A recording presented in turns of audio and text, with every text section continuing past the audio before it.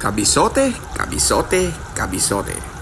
After ng biyahe namin sa Vietnam, parang nag-crave ako sa adobo eh.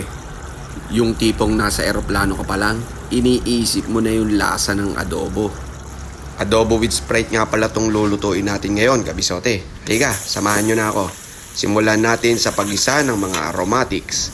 Bawang at sibuyas lang yan. Isang kutsa mong maigi hanggang sa lumambot ang sibuyas, isunod mo yung dahon ng laurel at buong paminta. Then, mekos-mekos mo lang yan mga kabisote.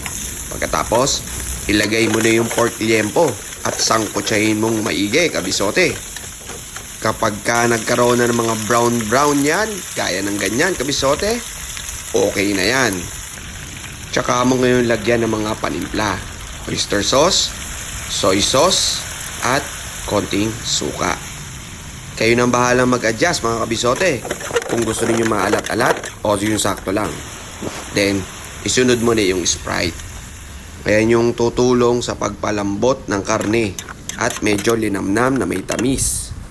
Tapos, lagyan mo kalahating basong tubig hanggang sa maging ganyan na ang itsura niya. Nakakatakam kabisote. Oh, ano pang iniintay mo kabisote? Tara! Kakain na!